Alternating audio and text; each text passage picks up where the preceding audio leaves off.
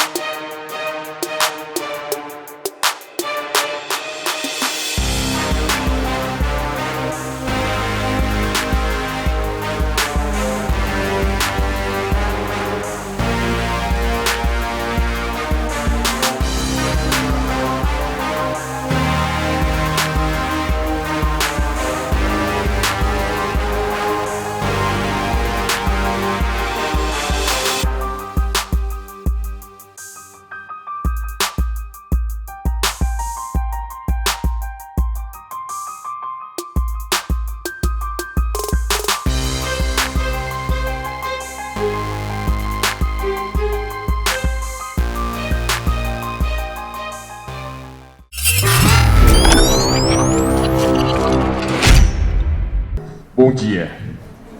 Tudo bem, pessoal?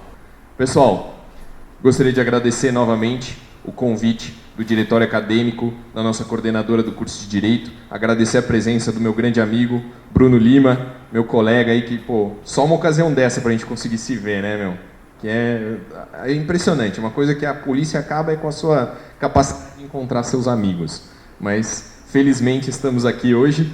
Pessoal, eu gostaria de agradecer a presença de todos e dizer que a gente está gravando um episódio do Projeto Policial aqui com vocês hoje. Então, gostaria de agradecer a presença do James, do Felipe, nosso fotógrafo. James é o nosso diretor e roteirista do canal.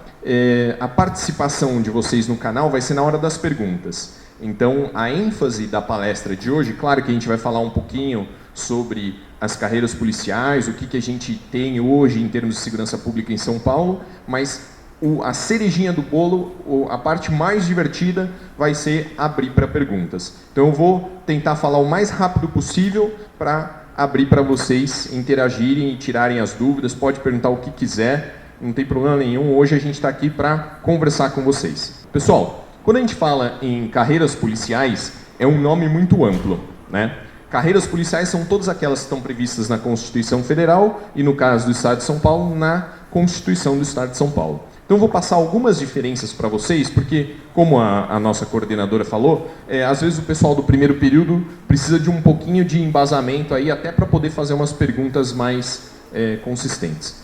Então, carreiras policiais. Em primeiro lugar, todo mundo sabe a diferença entre polícia militar e polícia civil? Levanta a mão quem gostaria de saber a diferença entre polícia militar e polícia civil. Legal, só precisa de um.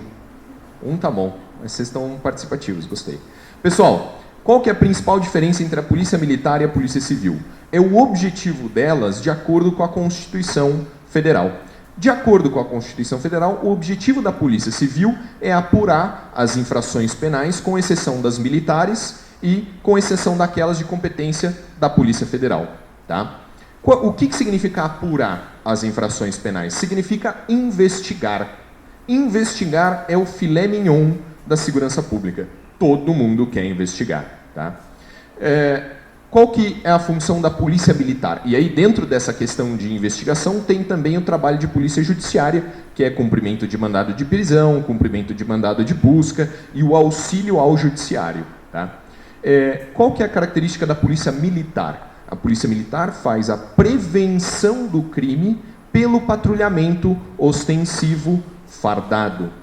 Esse patrulhamento ostensivo, ele é realizado por intermédio da presença do policial militar fardado. Pergunto para vocês, se vocês estiverem na frente do metrô, com o celularzinho assim, falando no celular, lá, com o namorado, né? As meninas lá dando sopa, assim, né? Trocando uma ideia, 11h30 da noite, né, no metrô, na rua escura, qual que é a chance de você ter o seu celular furtado? Dependendo do lugar aí, bate 110%, né? Bom, o que acontece se nessa mesma situação tiver um policial militar fardado ali? Nada, né? Você vai ficar de boa, tá? Então, esse é o efeito do patrulhamento ostensivo fardado, presencial. A presença do policial militar per si evita a prática do crime.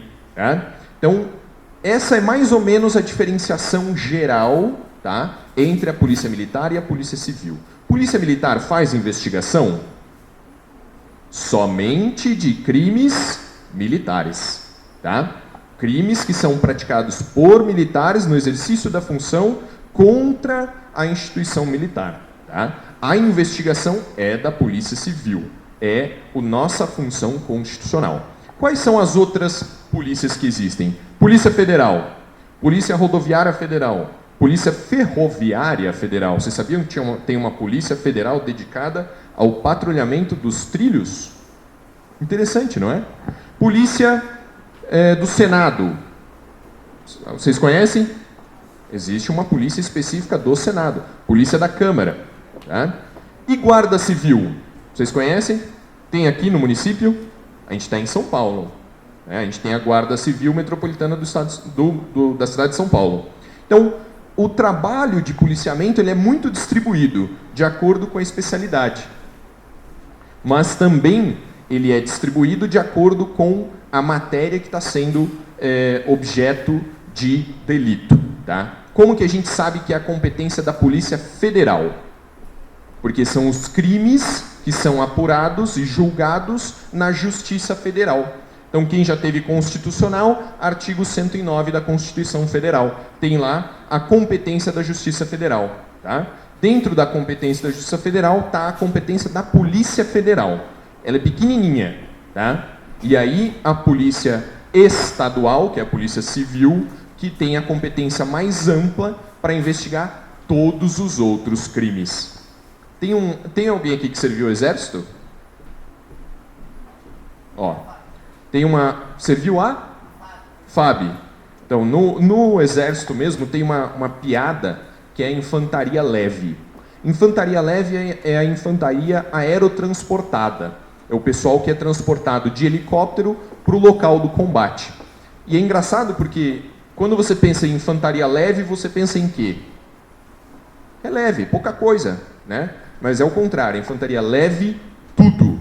Porque como eles são aerotransportados, eles têm que levar tudo que eles precisam com eles. Munição, comida, água, lança-foguete, morteiro, metralhadora, é tudo com os caras. Então, o cara é leve, mas ele tem um monte de competências, um monte de obrigações. É mais ou menos o que acontece com a Polícia Civil. Na Constituição Federal, se vocês passarem o olho assim meio que por cima, vocês vão ter a impressão que a competência da Polícia Federal está lá, né, números clausos, está lá prevista no artigo 109 da Constituição Federal, e que a competência da Polícia Civil é coisa pouca, da maneira como é colocado.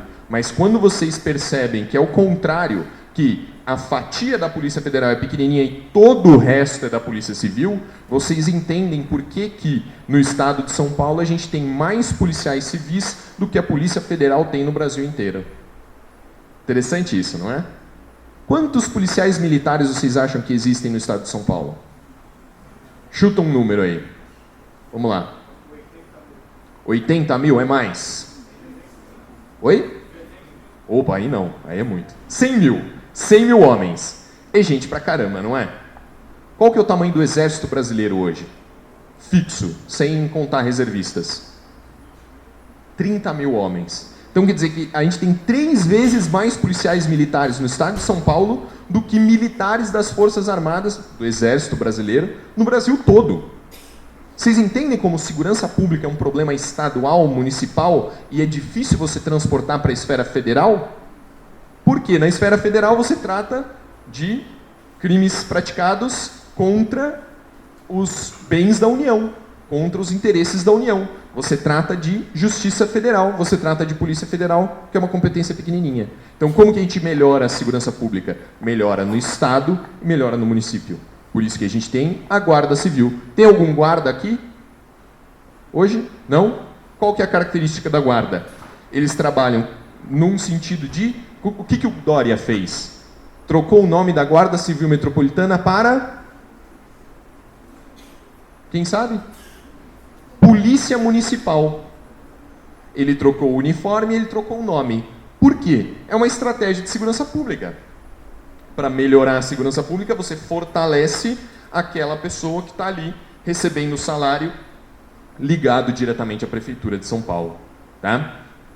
Então agora vocês têm uma visão mais ou menos macro do que é a competência da Polícia Federal, uma visão mais ou menos macro da importância da Polícia Civil, da Polícia Militar e da Guarda Civil Metropolitana. Certo? Vocês têm alguma dúvida relacionada com essa questão das polícias e da competência? Não? Vamos falar só um pouquinho de como que a gente divide dentro da Polícia Civil de São Paulo? E aí falar um pouquinho das carreiras? Olha só. A competência da Polícia Civil do Estado de São Paulo é territorial. Qual que é a diferença entre o juiz e o delegado de polícia nesse ponto? O juiz é juiz aonde? Na jurisdição, exatamente. Então, se eu sou juiz na cidade de Juquiá, no Vale do Ribeira, e estou aqui no final de semana em São Paulo, eu posso sentar no gabinete lá no Fórum da Barra Funda e sentenciar um processo? Não. Se eu sou delegado de polícia em São Paulo e estou de férias em Juquiá, no Vale do Ribeira, se alguém pratica um crime contra a minha pessoa, eu posso lavrar o auto de prisão em flagrante? Eu posso sentar na cadeira do delegado e lavrar o auto de prisão em flagrante abrindo com a minha senha RDO, sem problema nenhum. Por quê? Eu sou delegado de polícia no estado de São Paulo. Tá? E é assim para todas as carreiras policiais civis e militares. Tá? O guarda civil metropolitano da cidade de São Paulo, quando ele vai para Guarulhos, ele é guarda civil lá? Não, porque ele está preso na cidade de São Paulo. Então, a diferença é mais ou menos essa em termos do trabalho policial em relação ao exercício territorial. Tá? A gente tem divisões. Todo mundo aqui mora na capital? Todo mundo mora em São Paulo? Ninguém mora na macro São Paulo? Só, você mora onde? Santo André. Eu moro em São Bernardo. A sua cidade tem delegacias que são territoriais. Então, se você tiver o seu celular furtado quando estiver saindo de casa em Santo André, você vai ter que registrar o boletim de ocorrência lá, ou pela internet, né? É mais fácil. Mas se você quiser ir numa delegacia, você vai na delegacia lá. Você pode vir na delegacia em São Paulo? Lá no DP do Dr. Bruno? Pode? Você faria o BO nela? Faria, porque é trabalho de polícia judiciária, ele só manda depois o BO para lá, não tem problema nenhum. Entende? A gente tem essa facilidade de atuar no estado inteiro. E aí a gente divide a nossa competência em territorial e especializada. O que isso quer dizer? Existem policiais que se dedicam aos crimes que acontecem em um determinado local e existem policiais que se dedicam a determinados crimes contra determinado objeto jurídico. Por exemplo, crime organizado, ou narcóticos, ou homicídio, ou... não sei que outra especializada tem. Fazendária, né? Crimes tributários. Então, a gente tem essa divisão interna da polícia. Mas e a divisão das carreiras? Quantas carreiras vocês acham que existem na Polícia Civil do Estado de São Paulo? Quantas? 14. Esse cara é foda. Você é polícia, mano? Ainda não. É isso aí. Gostei dessa atitude. É isso mesmo. Eu vou te corrigir. São 13, cara. Mais um. O delegado de polícia. A gente faz essa diferenciação por quê? Por causa da questão hierárquica. Né? A gente coloca 13 carreiras subordinadas ao delegado de polícia. Já dá para você memorizar com mais facilidade. Quais são as carreiras? Vamos lá? Delegado, investigador, escrivão, papiloscopista, auxiliar de papiloscopista, perito, médico legista, auxiliar de necrópsia, atendente de necrotério, agente policial, fotógrafo técnico pericial, desenhista técnico pericial, agente de telecomunicações. Tem mais um, não tem? Para bater 14. Então, por que a gente tem tantas carreiras na Polícia Civil do Estado de São Paulo? Porque em 1994 nós tínhamos 30 mil policiais. Se você tem 30 mil policiais, você consegue dividir. Você consegue colocar um cara só para tirar a impressão digital. Outro cara para auxiliar o cara que está tirando a impressão digital. o outro cara só para mexer no rádio, o outro só para pilotar a viatura, o outro só para dar cana, o outro só para guardar preso, na época que a gente tinha carcereiro. Entende? Quando você tem muito funcionário, você consegue distribuir as funções. O que aconteceu de 1994 para cá? O número de policiais civis aumentou ou diminuiu? Diminuiu. Qual que é a lógica? De 1994 para cá, você tem mais ou menos população no estado de São Paulo? Caraca, muito mais. Só em 1994 a gente tinha 11 milhões de habitantes no estado inteiro. Hoje a gente tem 11 milhões só da cidade de São Paulo. 20 milhões na macro São Paulo. Imagina contando o interior. Então, o que aconteceu? Por causa da diminuição do efetivo policial em comparação ao tamanho da população, a gente acabou tendo que aglutinar as funções. Então, hoje, de acordo com a portaria DGP 30, acho que é 30, não é? De acordo com essa portaria DGP, todo mundo faz tudo na polícia. Menos o escrivão, que não faz escolta de preso. Fora isso, todo mundo faz tudo. Então, o papiloscopista dirige viatura, o escrivão da cana, o auxiliar de PAP. Esse foi um dos, assim, das melhores exemplos relacionados com essa portaria. Vocês conhecem o Araújo, o policial do GER? Ele é o melhor atirador do Brasil. O cara é muito foda, muito bom mesmo. 15 tiros numa moeda de R$1 a 300 metros, em tipo 0 segundos. O cara é muito bom. Faz pouco tempo que eu descobri que a carreira dele é auxiliar de papiloscopista. Então você imagina ele auxiliando o papiloscopista lá, e agora está ele atirando lá no cara correndo a 150 metros. Bom, o cara é muito bom. Então, eu vejo isso como uma vantagem, né? A gente poder utilizar todas as carreiras em prol da Polícia Civil. E também abrindo o espectro de trabalho, né? Quem aqui que tem interesse em carreiras policiais? Todo mundo, que fantástico. Viu como é fácil falar para vocês? É uma maravilha. Você está falando aqui do que os caras querem ouvir, vocês estão ouvindo mais ou menos o que vocês querem, vai ser sensacional. Vamos abrir logo para a pergunta. Pessoal, então, o que eu posso falar para vocês sobre as carreiras, sobre questão que vocês mais querem saber? Alguém quer saber se vai ter concurso? Tá. Então, o que eu posso falar para vocês sobre concurso? A gente está apostando em editais ainda em 2017. Por quê? Todo mundo que foi aprovado já está na Cadepol. Né? Ontem ou anteontem saíram, acho que 480 ou 580 policiais da Academia de Polícia. Então, já está na hora de abrir outro edital. Por quê? 2018 é ano do quê? Eleição. Quem que quer ser presidente? Geraldinho. Geraldinho quer ser presidente. E o que está na capa da Veja lá, dizendo que a Polícia Civil está quebrada, não tem?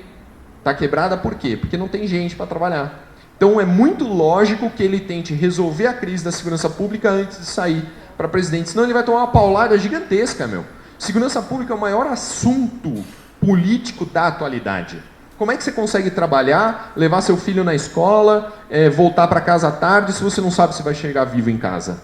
Né? Então, segurança pública é o assunto do momento, e para resolver a segurança pública no estado de São Paulo é fácil. Contrata mais policiais civis, melhora o nosso salário, está tudo ótimo, maravilhoso. Legal? Oi? Exatamente. Não, eu estou querendo dizer só na parte da segurança pública. Se só contratassem uns 20 mil policiais civis, o negócio ia ficar lindo, maravilhoso. Pessoal, eu vou abrir para perguntas, e aí eu e o Dr. Bruno a gente vai responder para vocês, tá? Essa é a parte mais interessante. No começo vai ser o pessoal ficar meio tenso e tal, mas é que nem na baladinha, demora uns 20 minutos, está todo mundo solto aí, ó, todo mundo dando risada, vai ser maravilhoso, tá? Então agora encarem como uma mesa redonda, fiquem à vontade para conversar da maneira como vocês quiserem, perguntar o que vocês quiserem, é 100% livre, tá? O máximo vai acontecer é eu não saber responder, e aí eu vou dizer que eu não sei responder, o doutor Bruno não saber também, ele vai dizer que não sabe, e ficou beleza. Vamos lá, pessoal.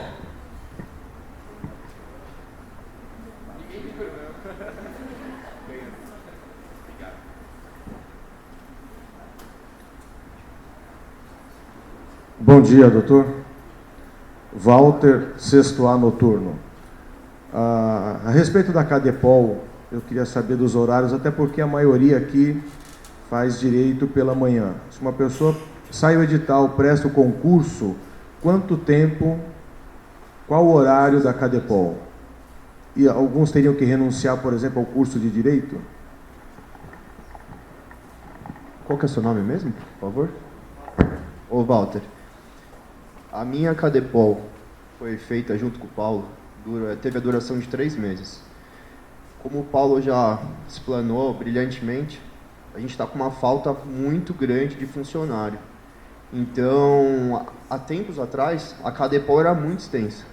8 meses, 9 meses, um ano. E é integral. As aulas são de manhã, de tarde e possivelmente palestras à noite de sábado. Então, pode ser que você tenha um prejuízo no seu curso, sim. Entendeu?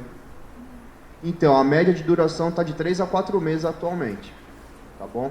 Mas pode ser que você tenha um prejuízo, sim, por conta de ser integral. E à noite, atividades complementares, de sábado, domingo, o curso de tiro em Mogi. Então, pode ser que você tenha que fazer um trancamento por 3, 4 meses e depois retomar quando você já estiver exercendo a sua função na delegacia. Pessoal, só para explicar o motivo dessa questão dos 3 meses, tá? O curso de formação, ele tem uma carga horária mínima, obrigatória. Então você não pode sair da academia de polícia sem ter participado de X horas aula. E qual que é o problema? Eles têm uma pressa muito grande para que consiga cumprir essa carga horária. Então eles pegam uma carga horária que seria distribuída tranquilamente por um ano, como foi a turma de 2008, que foi anterior à nossa, eles ficaram um ano na academia de polícia. A gente conversava com o pessoal, eles falavam, não aguentava mais. E um ano para academia, a gente queria ir para a rua, trabalhar e tal. E aí a nossa turma, a gente começou a Cadepol em 2012, né? Era uma época que estava tendo assim, uma crise na segurança pública, precisava muito de policial e tal, e o governador queria jogar a gente logo no trabalho. Então ele condensou toda a carga horária, como o Bruno falou. Era aula das 7 da manhã até as 5 ou 6 da tarde, à noite tinha palestra e final de semana era aula de tiro. Então, ali é uma loucura mesmo. Tá? Mas é isso que ele falou, 3 meses, você tranca, perde um semestre no máximo, depois já volta ao normal. Bom dia, meu nome é Guilherme Padilha. Eu sou engenheiro civil, na verdade, não faço direito. Minha pergunta é em relação ao concurso. Estou meio perdido, na verdade, não sei se eu presto para perícia, para investigador, para escrivão. Então eu queria saber como se dá isso, se eu posso prestar para mais de uma vaga de uma vez. E é essa a pergunta. Qual que é o seu ramo na engenharia? Sou engenheiro civil. Padilha é o seu sobrenome, né?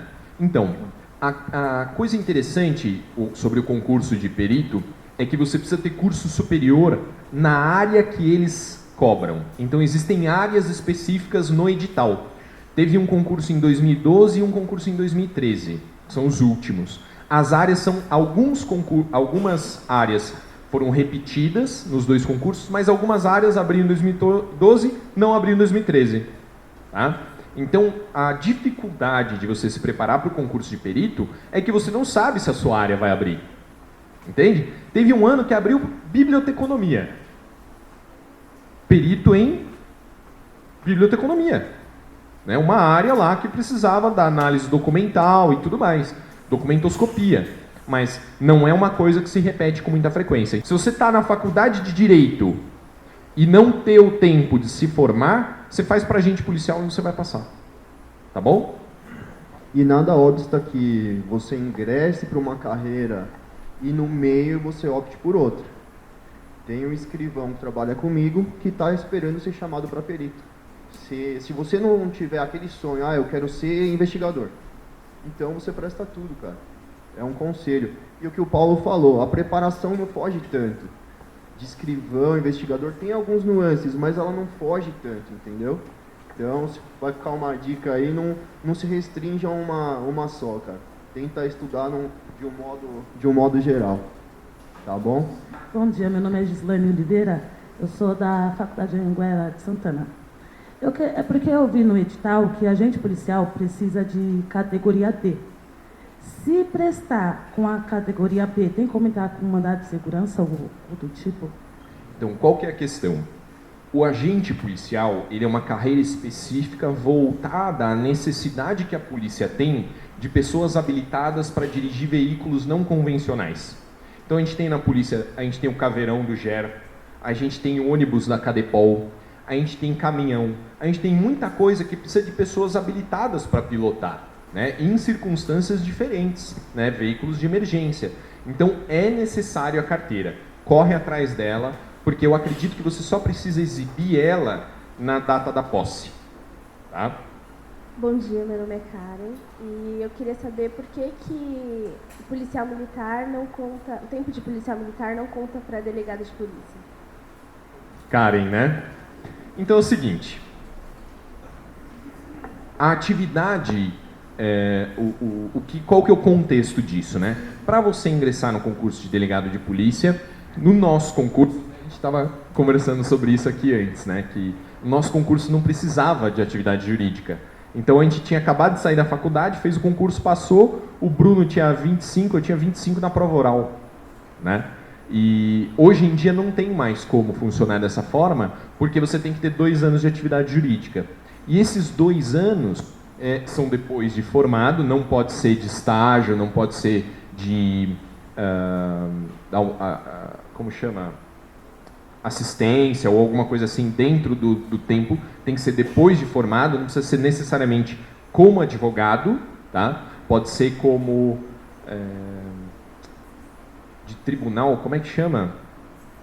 Conciliadora, tá? Pode ser atividade de conciliadora, mas esses 2 anos, o que aconteceu? Os policiais civis que já estavam na carreira pensaram, poxa, a gente aqui é investigador, é escrivão, é formado em direito, né? A gente passou na prova da OAB, mas não pode exercer advocacia porque é incompatível, a gente nunca vai poder prestar para delegado.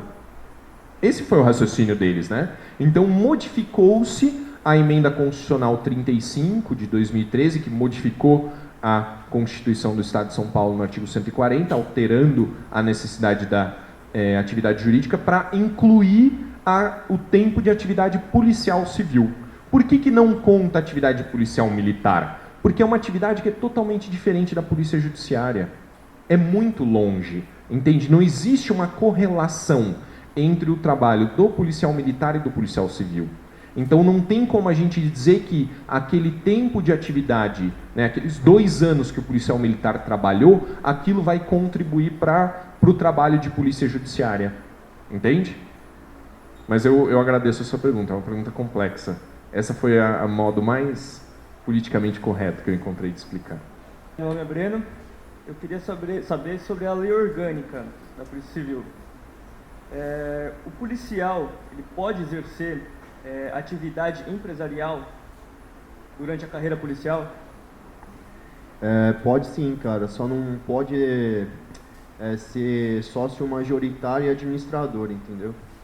Nada impede que você tenha uma participação na sociedade. Tá?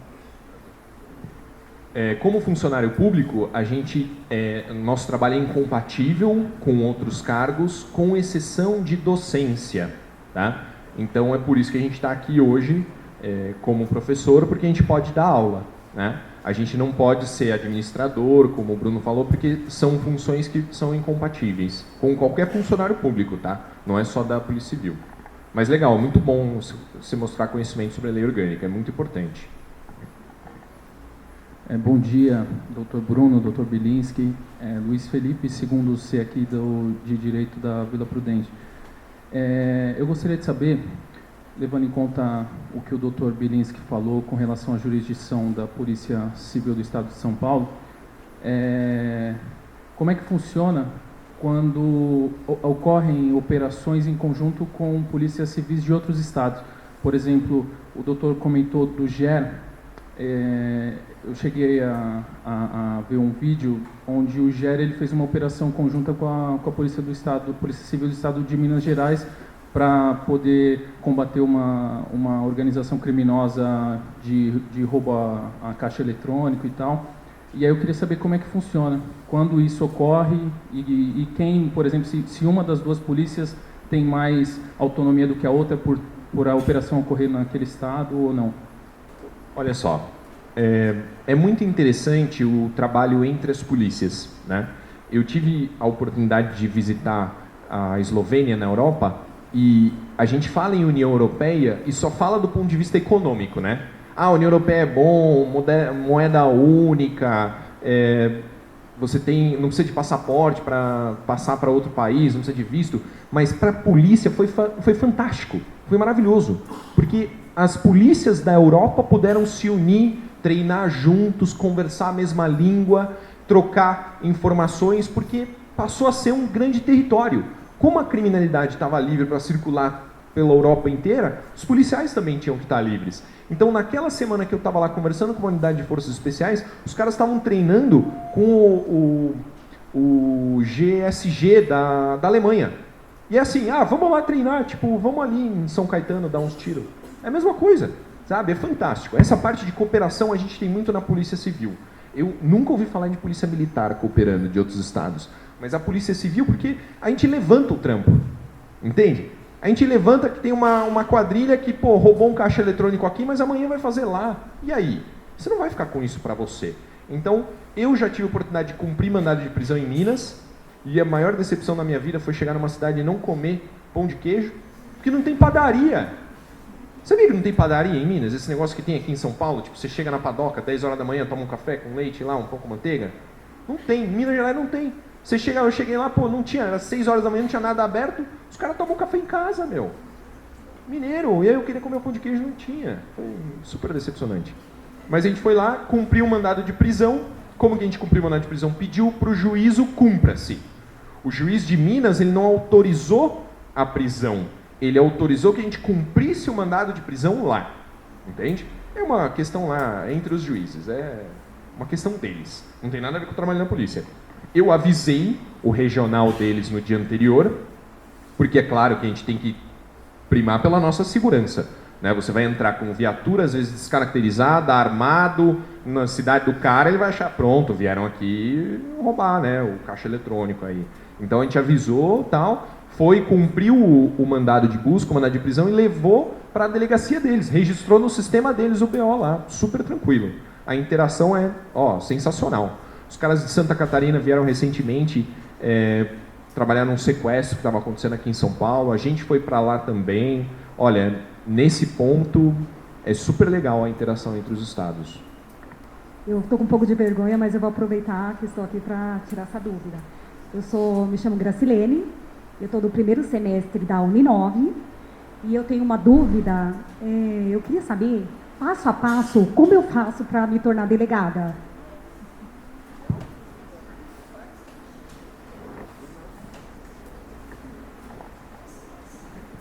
Passo a passo para se tornar delegado em 1 minuto, né? Tipo, um manual prático, tipo, de 1 minuto, aqueles resumão da Saraiva de bolso, né? Se você já tem já está focada para ser delegada, é mais fácil, entendeu? É o que eu costumo falar. No meu caso, eu era concurseiro. Eu entrei na polícia, o bichinho picou e eu fiquei. Só que eu era concurseiro e não focava no edital para delegado.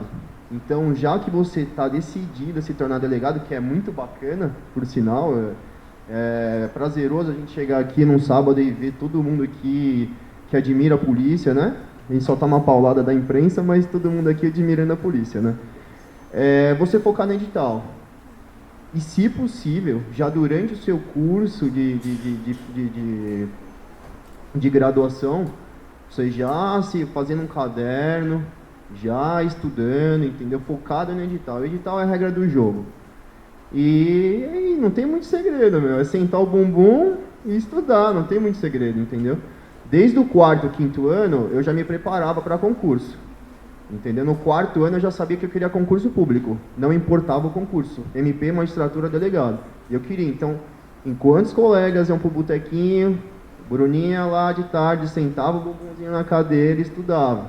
Entendeu? Então é muito foco. É foco. Tanto que o Paulinho passou com 25 ou com 25. Então é focar. Não tem muito segredo, entendeu? Se puder ter um auxílio de um cursinho, tiver essa condição financeira de fazer um curso preparatório, vai te passar os macetes e tudo mais, é melhor. Só que aí também tem a rede social do Paulo, o contato tem o meu, que isso é complexo para, né? Mas o básico é estudo. Eu adoro quando me chamam de Paulinho em público. Dr. Bilinski, vulgo Paulinho. Então, essa parte da preparação é muito legal. Eu descobri que eu queria ser delegado no terceiro período de Direito, porque eu conheci um delegado de polícia no Paraná, não tem nenhum policial civil na minha família, são todos militares, ninguém fez Direito, eu me sentia um perdido na faculdade, né? Todo mundo olhava, mas por que você não foi ser milico? Eu já estava na metade da faculdade, os caras ainda me perguntavam isso, né? Então, dentro da faculdade que eu tive a oportunidade de conhecer o cargo, saber como funcionava, e até essa foi uma das motivações de eu começar o projeto policial, o canal no YouTube. Foi mostrar para as pessoas alguma coisa sobre a Polícia Civil que de outra forma você não consegue enxergar. Se você não conhecer alguém que é delegado, você vai perguntar para quem como é que é. Tem alguma coisa lá na internet, fora o YouTube, o nosso canal? Tem algum lugar que fala sobre como é que funciona a polícia? Entende? Então, esse foi um dos motivos de eu começar o canal, foi encontrar uma forma de mostrar alguma coisa para a polícia para quem tem curiosidade. A parte de estudo é simples. É o que o Bruno falou, o edital é a regra. Meu, essa dica vale muito. Porque o cara chega, ele está estudando há 2, 3 anos, fazendo ciclo, não sei o quê, e papapá, mas ele não foca no edital. O cara, eu lembro gente que estava fazendo prova comigo e falou, eu li o Canotilho 2 vezes. Falei, irmão, você tem que ler o edital, você tem que saber o que cai na prova. Não é a teoria, não é o livro da bibliografia, não é aquele conteúdo que você necessariamente aprendeu na faculdade. É o que está no edital, o edital faz a regra. Tá? Então, cursinho é outra coisa que, a primeira aula de penal do cursinho foi 6 meses de faculdade, em 3 horas. Se o cara não tiver uma preparação psicológica, ele tem uma congestão cerebral ali na hora e ele morre, cara. Não é assim, a aula de cursinho não é suave. Eu já dei aula em faculdade, eu sei como é que é. Né? O ritmo é bem tranquilo, cursinho não é pauleira, entendeu? Eu acho que o cursinho vale a pena. Mas eu acho que semana retrasada eu proferi uma palestra junto com outros colegas delegados num cursinho, né? E por incrível que pareça, uma colega nossa passou sem fazer o cursinho logo que saiu da faculdade. Então vai muito o que a professora está falando. Varia muito de como você também leva a sua faculdade, entendeu? Varia muito de como você encara isso. Se você encara sei lá, tô vivendo aí, vou passando, vou empurrando, você não vai passar. A colega se preparou para o concurso em 2 meses, depois que saiu da faculdade. Então ela levou a sério desde o primeiro ano. Então é isso também, leve a sério a faculdade, faça um caderno bacana, vá complementando o caderno com doutrina, com lei, e dá certo. Bom dia, meu nome é Bajá, eu sou do 6º A do noturno. Eu quero polemizar um pouco e gostaria de enxergar a visão de vocês na questão constitucional e filosófica da coisa. Tudo no Brasil é político e a cada ano que passa o investimento em segurança pública vem piorando e diminuindo. Qual é o cerne da questão? Por que esse descaso e a cada ano a gente vai tendo um hiato maior? Eu gostaria de tentar enxergar o ilhame disso e o porquê. E você colocou agora há pouco a questão do Alckmin vai sair candidato a presidente no próximo ano e vai fazer um investimento. Aí vai lá e faz um emendo, só que esses emendos, cada ano que passa, são piores. E a sociedade sofre com isso dia a dia. Tivemos o caso ontem na faculdade, inclusive, e a cada dia é pior. Eu gostaria de enxergar, vocês que estão dentro do sistema, como é que vocês visualizam isso? Olha, no canal a gente tem uma entrevista com um professor chamado Rafael Cadipani, tá? Ele é um especialista da Fundação Getúlio Vargas em segurança pública. é um cara que estuda a segurança pública de verdade. Tá? Esse vídeo polemizou um pouco, porque ele falou que a polícia só resolve 20% do problema da segurança pública. E quando ele falou isso, nem todo mundo entendeu o que ele quis dizer. Né? Algumas pessoas interpretaram, pô, então quer dizer que a polícia não faz nada, a polícia não serve para nada? Não.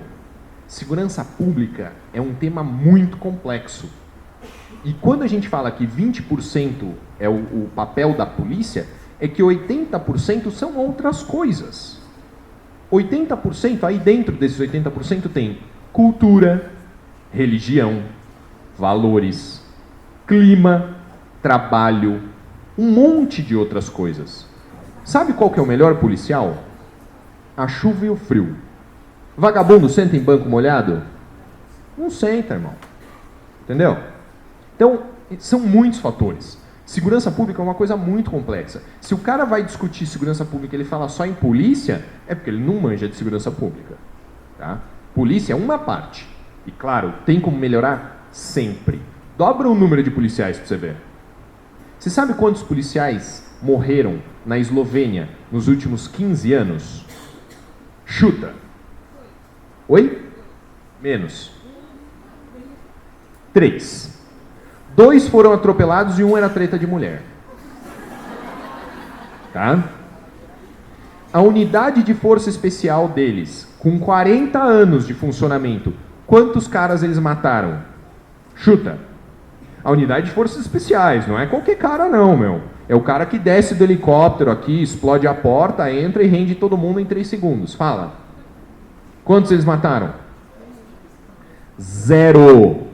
Eles mataram 0 pessoas em 40 anos de trabalho. A PM mata 10 por final de semana. Matar, resolve? Porra, se resolvesse, o Brasil era o lugar mais seguro do mundo. Entendeu? É por isso que eu falo que segurança pública é isso. O cara quer discutir segurança pública, ele quer discutir o quê? Investimento na polícia? Meu, ajuda pra caramba. Mas está dentro desses 20%. Tá? Da escola, da educação, da trabalho. Aí você está falando em aumentar, melhorar em 60% o índice. Tá? Não, e eu só vou complementar falando que para o delegado de polícia, você está num plantão policial, ver um monte de vítima adentrando a sua delegacia e você não ter uma estrutura, tanto física, quanto uma estrutura humana de funcionário para atender aquela demanda, é muito frustrante, cara. É muito ruim. Porque o que transparece para a população? Que a gente não quer trabalhar, que o delegado não quer atender, que o funcionário é lerdo, entendeu? Mas na verdade não, foi o que o Paulo falou, o número de policiais cai, a polícia está idosa, está envelhecendo. Tem praticamente 1.000 que vão se aposentar até o final do ano, mais 1.000 policiais estão para se aposentar. Por conta de qual motivo? Falta de valorização. Não só a valorização salarial, mas eu acho que a valorização também, aqui todos gostam da polícia, né? Mas às vezes a única coisa que o policial precisa é uma palavra, um parabéns, um obrigado, entendeu? E a gente é muito massacrado, vou repetir novamente, pela imprensa e por outros segmentos da sociedade que não gostam muito da gente. Então é muito frustrante pra gente não poder dar o atendimento que a população merece. Eu vou fazer só uma pergunta aqui para vocês. Vocês viram ontem, eu até coloquei no stories lá do Instagram, um militar do exército que estava com uma balaclava de caveira dentro da rocinha, a rocinha que estava assim, suave, tranquilo, né? Eu mandei foto da rocinha para os caras e falaram, meu, isso aí é pior do que o Iraque. Entende? Então, o militar do exército que estava dentro da rocinha de balaclava de caveira foi punido. Porque estava de balaclava de caveira. Se você está nesse nível, não tem como discutir. Sabe, você vai falar o quê? Por isso que eu falo, 80% é outras coisas. Cultura é muito importante. Valorização do policial. Culturalmente, o brasileiro gosta de ladrão. Por quê? É o imaginário. O que é o imaginário? Vocês assistem novela. Na novela, o ladrão é o herói. Como é que é o nome daquela traficante lá? Como é que chama? Bibi. Bibi é herói. Que porra é essa? Você entende? Que é isso, meu? Como que a gente vive numa sociedade em que a traficante é herói? Aí você quer que a criança pense o quê? A criança tem que olhar para o policial fardado e pensar, pô, isso aí que é o herói. Esse é o cara que se sacrifica. Todo mundo, todos os policiais, civis, militares, federais, militares das Forças Armadas, bombeiros, todo mundo que está na segurança pública, todos trabalham com sacrifício. É o ethos do guerreiro. Né? É o sacrifício em prol da sociedade. Só que é o seguinte, tem que ter a volta. A sociedade tem que sentir gratidão por isso. Se a sociedade não sentir gratidão, esse estímulo vai se apagar, essa chama vai se apagar. E não vai sobrar nada. Vai sobrar só o caos. Então isso que o Bruno fala é verdade, a gente só apanha. Quando você vê uma reportagem na mídia falando bem da polícia? Doutores, bom dia. Meu nome é Eli Teixeira, eu estou no 3º B do campus aqui da Vila Prudente. Eu gostaria de saber a opinião de vocês, como policiais, com relação à redução da maioridade penal. Porque nós vemos que até, tomando como gancho aí um pouco do que vocês falaram, hoje o direito humanos ele fica muito em cima da polícia, né, vendo o menor ator de 16 anos como uma criança. Só que o pai de família que deixa de dar assistência para sua família, que é cerceado sua vida banalmente por um celular, morto por um celular, e isso não é visto. E nós vemos a grande pressão dos direitos humanos em cima da atuação da polícia.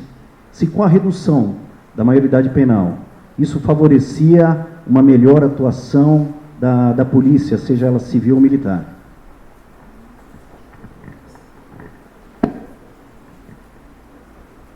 Olha só, esse é um tema muito interessante. Eu adoro quando a pessoa começa a pergunta com qual é a sua opinião, porque eu posso falar o que eu quiser, tá? E ninguém pode me culpar. Tá? Qual que é a minha opinião? Bom, primeiro, eu dou aula de direito internacional. E quem já teve direito internacional aqui? Teve direito internacional separado, público e privado? Ou tudo junto? Tudo junto? Tá, eu tive separado público e privado. O direito internacional público fala sobre direito internacional dos direitos humanos. E essa é uma matéria muito boa para a gente estudar, porque é direito internacional dos direitos humanos. É a importância dos direitos humanos no globo. Não no Brasil, não na cidade de São Paulo, mas no mundo inteiro. E aí você percebe que o sistema de direitos humanos é uma coisa muito complexa. É um sistema. Entende? Por que aqui no Brasil, direitos humanos visita o ladrão na cadeia, mas não visita a vítima do crime? Visita o ladrão na cadeia, mas não visita a viúva? Por que direitos humanos não apoia a família de policial militar morto? Por quê? Porque aqui não é um sistema. Aqui, o que se fala em direitos humanos é politizado com um objetivo único de criar uma classe política, de fortalecer uma classe política. Então, direitos humanos no Brasil é politicagem. Tá? Eu sou professor da matéria, eu posso falar. O cara vem falar de direitos humanos, mas ele não conhece um tratado. Entende? Ele não entende que direitos humanos, em relação a pessoas presas, tem relação com proteger contra abuso do Estado, em lugares que você é preso pela sua opinião, porque você é contra o regime. Entendeu? Não tem a ver com, se o preso está recebendo banho de água quente ou água fria. Meu pai é militar do Exército. A Academia Militar das Agulhas Negras só foi ter banho quente depois que a turma dele saiu. Então quer dizer que por séculos, todos os militares tomaram banho frio o ano inteiro. Ninguém morreu. Entendeu? Então é isso que se confunde no Brasil. Por isso que falar de direitos humanos no Brasil dá nojo. Entende? Porque não se fala em direito internacional dos direitos humanos, se fala em politicagem. E aí é uma bosta. Entende? Fede. Tá? Então, sobre a minoridade, qual que é o problema? Em direito internacional, a gente estuda o princípio da irretroatividade dos direitos humanos. Não estuda? O que significa isso? Significa que os direitos humanos não podem retroagir. Eles não podem diminuir a sua proteção para o cidadão. Então, se hoje eu estabeleço que a maioridade penal no Brasil é 18 anos, eu não posso mudar para 16, porque é irretroatividade. Eu tenho que respeitar o sistema, entendeu? Porque eu defendo o sistema, não é politicagem. Tem muita gente que faz politicagem com a direita. O cara pega um argumento de direita e faz politicagem em cima, explora. Mas ele tem que defender o sistema, entendeu? Não vale a pena, você não pode defender só um artigo da Constituição, só quando vale para você. Tem que defender a Constituição inteira o tempo todo. O sistema de direitos humanos inteiro o tempo todo. Tá? Isso é muito importante, integridade intelectual. Tá? Então, é por isso que eu digo que não dá para retroagir a idade. Não dá para diminuir para 16 anos. Não dá para diminuir para 15, não dá para diminuir para 14. Não dá. O sistema não permite. Ah, mas e uma nova Constituição? É o que chama de efeito cliquê. Por que não dá? Porque vocês tiveram constitucional. Tá. Estudaram o poder constituinte. Uma das características do poder constituinte é que ele é ilimitado, certo? Mentira. Mentiram para vocês. Verdade. Mentira. Por quê? O poder constituinte, mesmo originário, ele é limitado pelos direitos humanos, pelo sistema, que é global. Não existe direitos humanos do Brasil. Os direitos são da humanidade.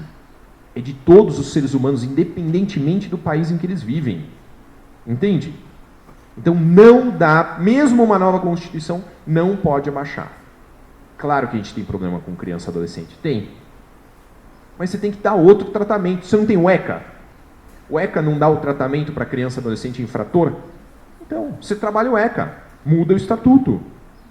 Entende? Eu pedi para o Bruno falar um pouquinho da prática, porque faz tempo que eu estou afastado do contato, mas ele, é o cara. Fugindo um pouco dessa questão teórica de cláusula pétrea, cerne fixo da Constituição, poder constituinte originário, derivado, reformador, tudo, eu sou a favor. Teoricamente, você perguntou a minha opinião, eu sou a favor porque eu vivo isso na prática. Todos os dias eu tenho que liberar inúmeros adolescentes para as mães, pela infração não ter sido, pelo ato infracional não ter sido cometido com violência ou grave ameaça, que o menino daqui a pouco está lá de novo, rapaz. E de novo, e de novo, e de novo. Então, claro que são vários fatores que acabam influenciando para essa criminalidade aí, infantil e juvenil. Só que a prática, não consigo ter uma opinião diferente com a minha experiência prática. Talvez um defensor público, um promotor da infância e da juventude seja contra, Fugindo um pouco dessa questão teórica, eu sou a favor. Várias e várias vezes, em crimes de tráfico de drogas, o que a gente vê? Os maiores, o gerente do tráfico, colocam adolescentes, que já sabe que se o menino for para lá, a gente vai ter que liberar. E a gente ainda acaba mandando para a Fundação Casa e ele é solto. Mesmo o crime de tráfico não sendo praticado com violência e grave ameaça, a gente manda para dentro. Justifica que tem requisito de prisão preventiva. Só que não adianta. Então a gente fica brigando sozinho. A gente briga sozinho contra o sistema que é totalmente, não digo nem garantista, é totalmente para soltar a galera toda na rua. O sistema prisional está falido, então a nossa legislação é totalmente para soltar. É pró-autor, não é pró-réu, infelizmente. Bom dia, meu nome é Daniele, eu sou do 6º ano de Direito da Uninove. Vocês estavam falando sobre a mídia, e a gente vindo a caminho para cá, a gente também estava discutindo sobre isso. Na opinião de vocês, a mídia ajuda ou atrapalha a polícia? No geral.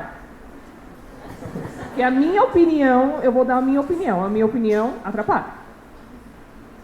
A sua opinião, o que atrapalha? A mídia. Olha, eu posso falar da minha experiência. Começo de carreira, delegado, começo de carreira. Você quer prender todo mundo, você quer dar entrevista, dar tena, e tudo a P toda, né? Só que com o tempo você vai vendo que a mídia explora a polícia, entendeu? Explora para ter audiência. Ninguém chega na delegacia e vai, você fez um atendimento bacana, você fez isso, você fez aquilo. É só paulada, entendeu? É muito fácil você jogar um policial na rua, uma intervenção policial. Só quem trabalhou em operação sabe como funciona. Não dá para você ter 100% do controle, por mais que a gente tenha um treinamento, por mais que a gente tenha um treinamento teórico, tático, psicológico, técnico, tudo. Eu falo mais para a parte do policial militar. Quem está na rua, numa abordagem policial, sabe que ali no momento não tem como você ser 100% correto. Se você não age com uma energia, você está colocando em risco sua própria vida, entendeu? Então vai ter sempre uma câmerazinha lá, vai ter sempre um celularzinho para... é tudo contra a polícia. Então assim, eu não assisto mais uma rede de televisão, na minha casa não coloco, o canal 05, não entre. Eu não vou falar qual é a emissora, mas não vou falar, nem futebol, eu sou contra, entendeu? Não dou entrevista mais, vocês não vão me ver dando entrevista, porque pra mim, eu vejo muito massacre na polícia, entendeu? Eles só vêm pra gente quando eles não têm matéria. Tem repórter que liga lá, tem matéria aí hoje, vocês fizeram alguma prisão? É que não tem nenhum policial sendo massacrado. Aí eles vêm querer ajudar, entendeu? Meu, esse tema é muito legal. Alguém aqui é do interior? Alguma cidade do interior de São Paulo? Da onde você é? Presidente Bernardes. É lá no oeste, não é? Perto de Araçatuba? Um pouquinho mais para cima, né? Mais para o meio. Olha só. Eu trabalhei no interior. E no interior tudo é diferente. No interior, eu tive um relacionamento muito bom com a mídia. Muito bom mesmo. Por quê? Tinha uma rádio na cidade que era do mesmo cara há 30 anos. O Tony. Tony tinha uma voz de trovão. Né? Tony tinha uma rádio AM. E era a rádio da cidade. Então tudo era com ele. E ele começou o repórter policial quando ele era jovem. O Tony tinha, sei lá, uns 50, 60 anos. Ele começou quando ele tinha 30 anos, 20 anos. E era tão interessante a matéria policial que era o horário, o prime time dele. Era meio-dia, o repórter policial. Tava todo mundo em casa almoçando, ouvindo as notícias policiais da cidade. E o Tony falava que no começo ele ficava 3, 4, 5 dias sem notícia, porque não acontecia nada na cidade. Mas aí com o tempo, né, a coisa foi ficando mais agitada. Então o Tony ia de manhã na delegacia, tomar café comigo e falava assim, doutor, o que aconteceu? Né, ele ia lá, olhava os BOs, contava as histórias, sempre com uma narrativa assim, né, interessante. E a minha relação com ele era tão boa que quando eu precisava de alguma coisa, eu ligava, Tony, eu preciso de sua ajuda. Ele vinha, a gente gravava, aconteceu isso ontem, roubaram uma bicicleta assim, tal, vê se alguém ajuda a encontrar. E funcionava. Porque trabalhava lado a lado. Se eu dissesse para ele, Tony, a partir de amanhã você não vai mais ver BO.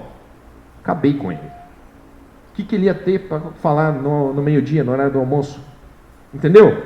Então, a relação que a gente tem com a mídia depende da gente. Só que a mídia também quer explorar. Isso que o Bruno falou é terrível. Já cheguei a repórter vir no departamento para perguntar sobre uma mulher que tinha sido vítima de homicídio. E aí eu contei qual que era o histórico. E ela falou assim, não, se tivesse violência doméstica ia chamar atenção, desse jeito não vale. É assim, é nojento, é horrível. Porque eles querem um negócio que tem uma trama. Se não tem uma trama, se é só notícia, não vale. É que nem novela, meu. É que nem novela. Entende? Tem que ter aquele drama. Mas a gente hoje tem uma ferramenta muito forte mesmo, que é mais forte do que as notícias normais, que é a mídia social. Cara, eu fiz um local na Zona Norte, era, sei lá, 8 horas da manhã. Um cara foi morto por uma policial militar, o cara foi assaltar a policial militar, ela Tava paisana, sabe, de calça jeans, camiseta, cabelo solto, ninguém ia imaginar que ela era polícia. O cara veio pra cima dela, ela sacou, deu no olho do cara. O cara caiu morto, assim, 3 metros depois. No bolso dele tinha 4 celulares. Aí eu perguntei, qual foi o horário que você foi assaltado? 5 da manhã. Que horas que abre o metrô? 4h30, 4h40? Então, eu fui lá e eu coloquei no meu direct, no meu stories do Instagram. Roubaram tantos celulares na Zona Norte, perto do metrô, tal, esse modelo. O menino viu stories, respondeu, falei, doutor, é da minha mãe aqui o celular, tal, eu tô indo aí. E o menino veio no DHPP, eu restituí o celular para ele assim, em menos de 4 horas. Isso é o poder da mídia social. A gente é que faz a notícia agora. Você não quer mais saber o que a bosta do jornal XYZ falou, porque a opinião deles é uma merda mesmo. Entende? Então você, ao invés disso, você segue o Bruno no Instagram. Você vê a notícia de acordo com a visão dele. E o cara tem, você tem o quê? 132 mil seguidores, cara. Isso é maior que, sei lá, 80% das cidades do interior. Eu sou mais humilde, né? Eu tenho uns 37 mil. É mais do que as 2 primeiras cidades que eu trabalhei. Juntas. Entende? Então a gente tem esse poder agora de usar a mídia social a nosso favor. Bom dia a todos. Sou Anderson, 6º aqui da Vila Prudente. Faço parte do CAD. E eu queria fazer uma pergunta, doutor. Em relação, todos aqui sabem da função da civil e da militar e a precariedade que ambas as polícias têm hoje. Né? A civil com efetivo defasado, a militar com material bélico totalmente ultrapassado. Eu queria saber o que vocês acham da unificação das polícias e o que pode melhorar e o que pode piorar em relação à segurança pública.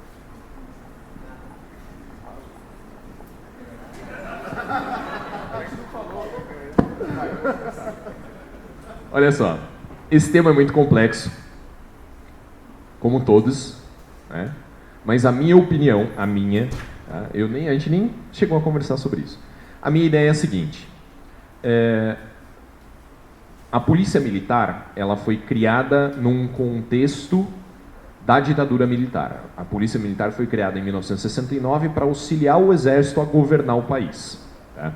Isso, hoje, não é compatível com a nossa realidade. Tá? Eu acredito que um sistema desmilitarizado é mais interessante para a população do que um sistema militarizado. Então, qual que é a minha opinião? O que eu acho que vai ser algo produtivo para a população? Desmilitarizar a polícia militar, transformar a polícia militar numa polícia civil, tá? E unificar a polícia militar com a polícia civil nesse formato desmilitarizado. Como que funcionaria? Uma polícia única, então você ingressa nela num ponto único, você chega até um ponto máximo com um braço investigativo. Esse é o modelo inglês de polícia. Tá? Esse modelo eu acredito que seria o melhor para o Brasil, porque a desmilitarização aproxima a polícia da sociedade. Hoje, o filtro militar acaba colocando a PM de um lado e a população do outro. Tá? E isso é negativo. A polícia tem que ter uma proximidade com o público. Tá? É uma proximidade que eu vejo, por exemplo, em algumas guardas civis e não em outras. Porque a Guarda Civil Metropolitana, em alguns lugares, ela é dirigida por policiais militares e aí eles simplesmente fazem uma cópia da PM dentro da GCM. Não é essa a minha ideia. A minha ideia é uma polícia civil única com um braço investigativo. Tá? E aí eu acho que unir as duas seria fantástico. Você teria um efetivo grande, um efetivo eficiente e voltado realmente às necessidades da população. Tá? Só para concluir esse raciocínio, eu acredito que isso pode ser feito com uma pequena reforma na Constituição. Não é algo muito difícil, não é algo que exige muito trabalho, é uma coisa pontual e rápida. Ainda bem que você respondeu primeiro, porque eu tenho opinião diversa, cara. Eu acho que a questão da defasagem de equipamento, de efetivo, não passa pela unificação. Passa só por uma política de segurança pública do governo. Eu acho que está tão emergencial essa questão da segurança pública no estado de São Paulo, no Brasil, no Rio de Janeiro, que você esperar uma reforma da Constituição para guardar uma união entre as polícias, uma unificação, a gente não tem tempo para isso.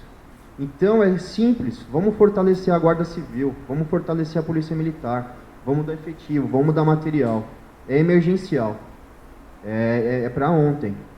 E mesmo porque a formação do policial militar é diversa do policial civil, entendeu? O foco é totalmente diverso. Então eu sou a favor de cada um no seu quadrado, cuidando do seu redondo, e a aproximação das polícias. Eu tenho vários amigos policiais militares, tem esse ranço que policial civil não se dá com policial militar, isso é tudo mentira, entendeu? É tudo mentira, não sei lá em cima como funciona com capitão, e para mim não importa, entendeu?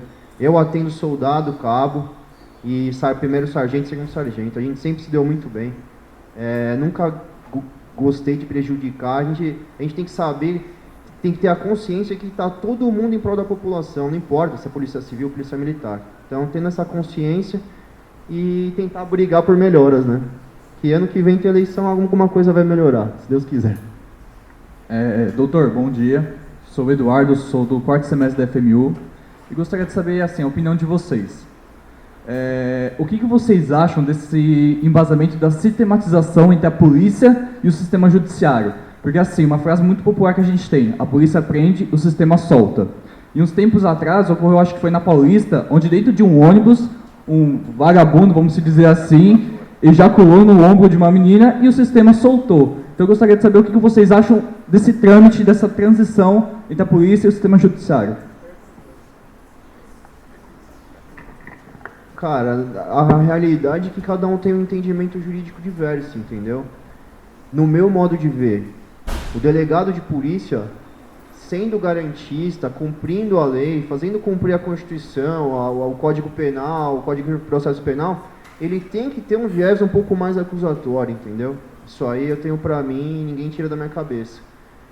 Só que o juiz pode ter um entendimento diferente. Então é difícil, porque hoje em dia, não tanto o Ministério Público, só que o Judiciário está muito garantista, muito garantista. E isso a gente sabe por conta de legislações. Agora, essa nova lei de prisões, nada cabe prisão mais praticamente. É tudo medida cautelar diversa de prisão. O preso é encaminhado para audiência de custódia e ele vai embora. Ele já nem paga fiança mais na delegacia. Ele fala: doutor, eu vou para audiência de custódia e eu vou sair sem pagar. Não vou pagar aqui na delegacia, eu fico um dia preso e não vou pagar. Então vai muito da legislação do legislador também. Eu acho que também não dá para crucificar somente o Poder Judiciário. Então o juiz aplica a lei, o delegado aplica a lei. Então a gente tem que voltar um pouquinho para quem está fazendo a lei, quem está elaborando a lei. Fantástica a resposta, fantástico. E aí eu só vou complementar com um ponto. A responsabilidade é de vocês. Quem vota no legislativo são vocês. Se alguém aqui lembra para quem que votou para Legislativo Federal na última eleição? Alguém lembra? Votou em quem? Quem? Marcos Feliciano. Como que era a propaganda política dele? Não tem propaganda política. Tá bom. Vou te contar uma coisa. Como é que funciona no sistema americano? Que é muito interessante, que vale a pena a gente estudar. O cara chega aqui, imagina que isso aqui é uma paróquia, tá? Então ele chama uma reunião na paróquia, vem todo mundo, ele fala assim: ó, as minhas propostas legislativas são A, B, C, D e E. Quer votar em mim? Gostou das minhas propostas? Beleza. Não quer? Vota no outro cara que tem propostas diferentes. Entendeu? Se eu fosse candidato, eu ia falar o seguinte: o que eu vou trabalhar? Vou trabalhar por uma reforma do Código Penal, uma reforma do Código de Processo Penal, uma diferenciação no sistema legislativo. Eu vou tratar de crimes hediondos. Entende? Mas você não vê isso. O cara faz propaganda política falando o quê? Ah, porque eu sou engraçado. Eu sou gostosa. Entendeu? Ou então o cara fala: não, eu não faço propaganda política. Eu não preciso. Entende? A gente não dá importância à função que a pessoa está exercendo. Pô, o cara quer ser parte do poder legislativo, ele tem que fazer o quê? Lei. Ele já tem que vir com a proposta de lei pronta antes de se eleger. Entende? Ele tem que chegar e falar assim, olha, eu vou mudar isso, isso e isso. Isso é sistema político, isso é democracia, meu. Bom dia, meu nome é Jonathan, sou da Uninove, sou do 3º semestre de Educação Física. Estou convidado aqui. Voltando um pouco a um assunto bem polêmico, como que é o psicológico do policial, como que é o dia a dia de vocês? Porque, desculpa a palavra, mas deve ser muito foda.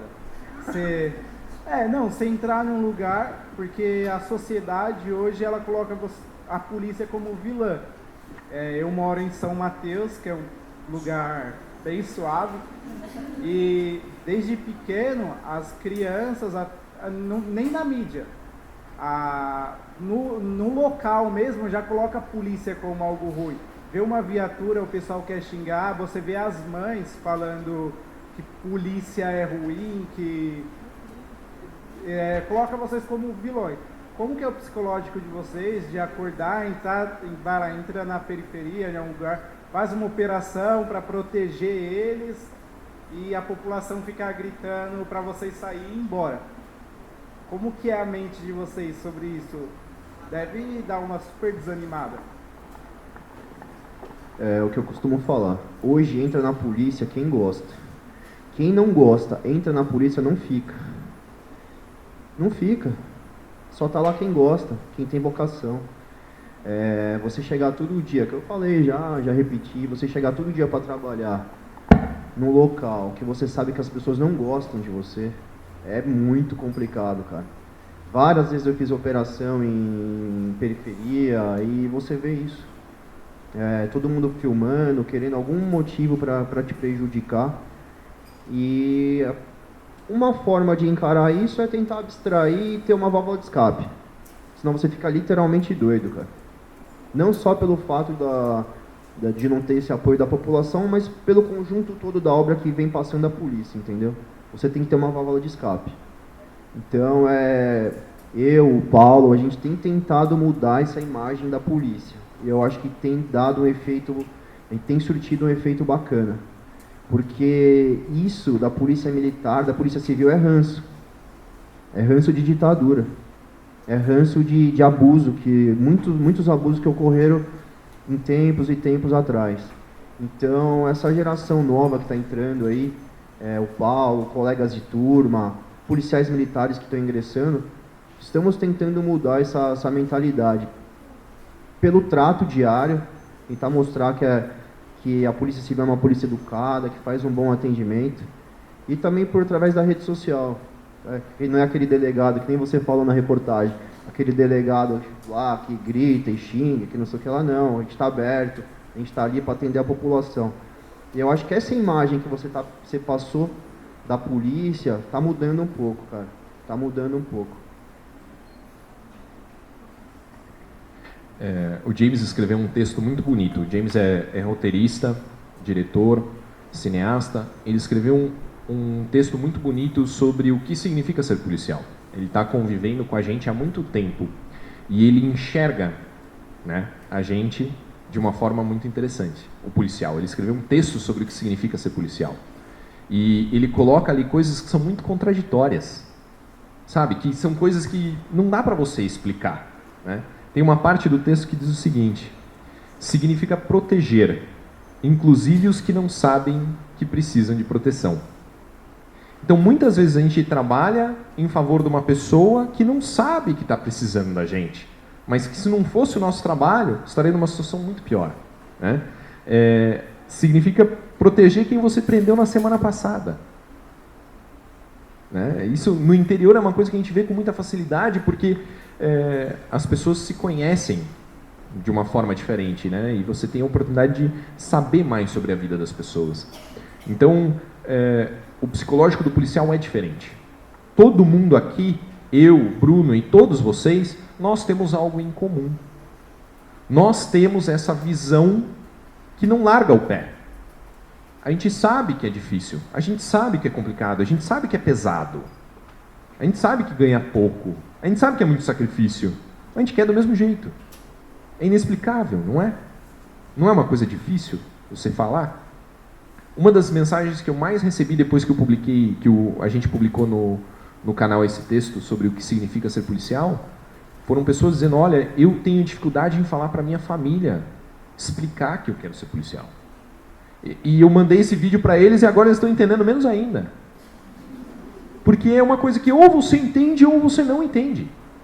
Né? Eu já ouvi pessoas falando, olha, por que eu vou ser polícia se ninguém me valoriza, se eu ganho pouco, se eu só apanho? Como que a gente explica isso? É uma coisa interna, é de cada um. Bom dia, doutores. Eu sou a Kelly, eu sou jornalista por formação e sou acadêmica de Direito. Da próxima vez eu vou perguntar. Tem algum jornalista? Nada contra as mídias, né, doutores? Nada contra. Nem a jornalista, tá? Por favor. A minha pergunta ela é baseada na importância da sociedade, né, na visão da autoridade policial, dos consegues. Então, a visão de vocês em relação, né, à importância do consegue, a importância da sociedade. Não vou descer o pau, tá? Só uma pergunta mesmo pessoal, para ver se realmente a sociedade tem uma importância nesse sentido. A autoridade, ela consegue visualizar aquele local, aquelas pessoas que se reúnem, né, numa questão de sociedade, de reivindicação, não só na questão da violência, mas em questão de um perturbo mesmo, a questão das universidades. Eu sou universitária, então eu sei que há algumas universidades que ultrapassam o limite de quem mora ao redor. Então faz a balada, então são discutidos várias questões, não só a questão da violência, mas outras questões. Então, qual a importância que vocês, na sua visão, vocês acham e tem nesse sentido? Olá. Eu acho que o delegado, falando mais especificamente da carreira, quando ele vai trabalhar numa área, por exemplo, a minha área, 13º DP Casa Verde, você tem que ter o conhecimento da sua área. Quais são as maiores ocorrências que tem na área da Casa Verde? Quais o limite da área da Casa Verde? O que eu posso fazer para melhorar a questão da Casa Verde? A partir disso, a notícia do crime chega na delegacia para o delegado através do boletim de ocorrência e diz que denúncia e informação de informante. Então a participação da sociedade é de extrema importância. Eu participo de reuniões do Consegue toda primeira terça-feira do mês. Estou lá com o meu delegado titular. São levadas inúmeras questões que a maioria delas, 95%, não são questões policiais. Só que a polícia não atua só em questões policiais. No plantão policial, metade não é ocorrência policial. Então, o delegado, além de ter esse lado que o Paulo falou, de investigar o crime, de apurar autoria, materialidade, ele também tem que ter um caráter social. De bater um papo com uma mãe ali que falou que o filho não quer trabalhar, você vai fazer o quê? A mulher leva lá, meu filho não quer trabalhar, é um vagabundo. Você vai lá, conversa, orienta, chega o Consegue, tá tendo um foco de tráfico de drogas na rua X. Não, vamos dar uma prioridade, junto com a polícia militar, responsável pelo policiamento ostensivo, a gente vai atender aquela demanda, na medida do possível, porque todo mundo sabe, o recurso é pouco, mas é de extrema importância. Assim, e o delegado, o policial, quantas pessoas tem numa delegacia? 20, 30? Não sei te informar. Quantas pessoas tem na área da Casa Verde? Quantas questões não são levadas por inúmeras pessoas que estão ali passando por uma rua, viram furto? Então, teve até uma ocorrência do Garra esses dias, que pegaram um rapaz se masturbando, olhando para uma criança. Levaram na delegacia. Subiram 3 homens e falaram assim, não, ele já fez vítima ali. Então, de um caso já esclareceu mais 3. Uma coisa que a gente não tinha conhecimento. Então, essa participação é essencial. Eu tive uma experiência muito legal com o Consegue também no interior. Eu falo isso porque quando eu vim para a capital eu fui trabalhar no departamento de homicídios, então me afastei, né? Por isso que é muito legal ter o Bruno aqui para complementar dessa forma. Pessoal, muito obrigado pela presença. Bruno, foi sensacional. Obrigado, irmão. Valeu. Curtam, compartilhem e se inscrevam no canal Projeto Policial.